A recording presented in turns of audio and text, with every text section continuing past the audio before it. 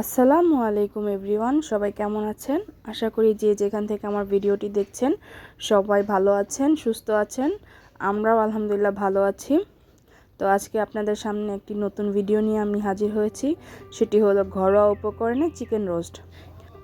এখানে আমি একটি দেশি মুরগি নিয়েছি, 4 পিস করে নিয়েছি রোস্টের সাইজে। এখন এটা আমি মেরিনেট করে 1 ঘন্টার মতন রেখে দিব। তো এখানে আমি কিছুটা পরিমাণে লবণ, একটু আদা রসুন বাটা দিয়ে এটাকে মেখে 1 ঘন্টার জন্য রেস্টে রেখে দিব। আজকে আমি একদম কম উপকরণে রোস্ট রান্না করব, ঘরে থাকা মশলা দিয়ে। ঘি, বাদাম বাটা, টক দই ছাড়াই আমি আজকে এই রোস্টটি রান্না করব। তো আপনারা চাইলে এভাবে ট্রাই করে দেখতে পারেন, অসম্ভব মজা হয়। তো এই তো রেস্টে রেখে দিয়েছি 1 ঘন্টার মতন। এখন আমি পাতিলে কিছুটা পরিমাণ তেল দিয়ে এখন মুরগিটাকে ভেজে নিব। তো এটা দেশি মুরগি দেখে আমি মুরগিটা বেশি ভাজবো না, কারণ এটা বেশি ভাজলে শক্ত হয়ে যাবে। তাই তেলের মধ্যে কিছুক্ষণ দিয়ে সাথে সাথে উঠিয়ে ফেলেছি, বেশি কড়া ভাজা দেই নাই। এখানে আপনারা যদি ফার্মের মুরগি নেন কিংবা পাকিস্তানি কক নেন তাহলে এখানে একটু ভালো করে ভাজা দিয়ে নেবেন। তো এখন আমি মশলাটা তৈরি করে নিচ্ছি। এখানে আমার ঘরে রোস্টের মশলা ছিল।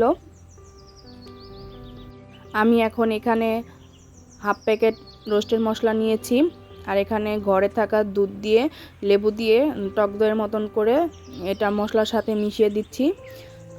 দিয়ে দিচ্ছি 2টা মিনি প্যাক টমেটো সস। এটাকে দিয়ে ভালোভাবে নেড়ে মিশিয়ে নিব।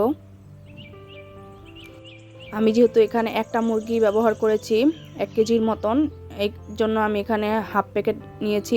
আপনারা যদি 2 কেজি নেন কিংবা 2টা মুরগি নেন তাহলে আপনারা পুরো প্যাকেটটা দিয়ে দিবেন।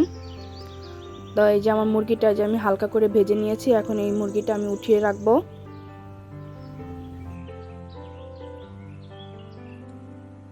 এখন এই তেলের মধ্যে পেঁয়াজ দিয়ে দিব। কোনো ঝামেলা ছাড়াই এই রোস্টটা আমি আজকে রান্না করতেছি। তো পেঁয়াজটা তেলের মধ্যে দিয়ে কিছুক্ষণ নেড়ে চেড়ে নিব। এখানে 3-4টা এলাচ, কিছুটা দারচিনি দিয়ে নিয়েছিলাম। এখানে আমি 1 টেবিল চামচ পরিমাণ আদা বাটা, রসুন বাটা একসাথে মিশিয়ে দিয়েছি। দিয়ে এটা তেলের সাথে কিছুক্ষণ ভেজে নিব যেন এটার কাঁচা গন্ধটা চলে যায়। আর এখন এটার মধ্যে একটু হালকা লবণ দিয়ে দিব যেন পেঁয়াজটা একটু নরম হয়ে যায়।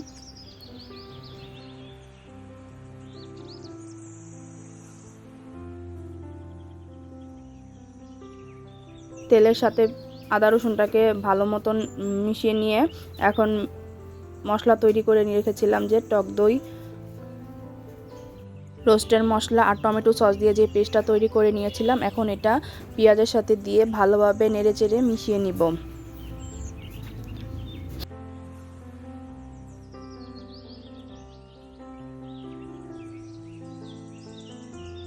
এখন এখানে আমি বাটিটা ধুয়ে একটু পানি দিয়ে দিয়েছি। পানি দিয়ে এটাকে আবার ভালোভাবে মিশিয়ে নিচ্ছি। যতক্ষণ না পর্যন্ত তেল উপরে ভেসে আসবে ততক্ষণ পর্যন্ত এটাকে আমি কষিয়ে নিব। এতে এখন আমি যে হালকা করে ভেজে রাখা মুরগির মাংসটা দিয়ে দিয়েছি, দিয়ে মশলার সাথে ভালোভাবে নেড়েচেড়ে মিশিয়ে নিব। যেহেতু এটা দেশি মুরগি, এই কারণে এটাকে আমি অনেকক্ষণ ধরে কষিয়ে নিয়েছি। প্রায় আধা ঘন্টা যাবত এটাকে ভালোভাবে মশলার সাথে উল্টিয়ে পাল্টিয়ে কষিয়ে নিয়েছি। আপনাদের এখানে ফার্মের মুরগি কিংবা কক মুরগি হলে আপনারা সময় আরেকটু কম নিয়ে কষাবেন। তো এই তো এখন আমার কষানো হয়ে গিয়েছে। এখন আমি এখানে কিছুটা লিকুইড দুধ দিয়ে দিব। আমার ঘরে গরুর দুধ ছিল, সেটাকে আমি জাল দিয়ে তারপরে দিয়েছি। আপনারা যদি কাঁচা দেন তাহলে অনেক সময় দেখা গেছে রোস্টের মধ্যে যে টক দইটা দেওয়া হয় তার কারণে ছানা ছানা ভাব আসে। তো চেষ্টা করবেন এটাকে জাল দিয়ে দেওয়ার জন্য। 7-8টা কাঁচামরিচ দিয়ে দিচ্ছি, দিয়ে এখন এটাকে ভালোভাবে ঢেকে অনেকক্ষণ ধরে রান্না করতে হবে।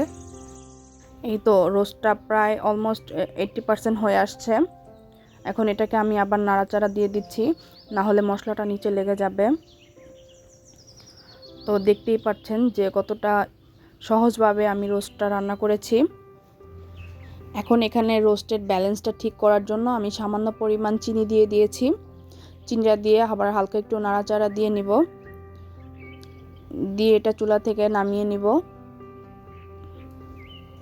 তো আমার রেসিপিটা যদি আপনাদের কাছে ভালো লেগে থাকে তাহলে অবশ্যই একটি লাইক আর কমেন্টস করে জানাবেন আমাকে আমার ভিডিওটা আপনাদের কাছে কেমন লেগেছে। আর আপনারা যদি আমার চ্যানেলে নতুন হয়ে থাকেন তাহলে অবশ্যই আমার চ্যানেলটি সাবস্ক্রাইব করে দিবেন। আশা করি আমার আজকের এই রোস্ট রান্নাটি আপনাদের কাছে অনেক ভালো লেগেছে। তো সবাই সুস্থ থাকবেন, ভালো থাকবেন, আমার সাথে থাকবেন। আল্লাহ হাফেজ।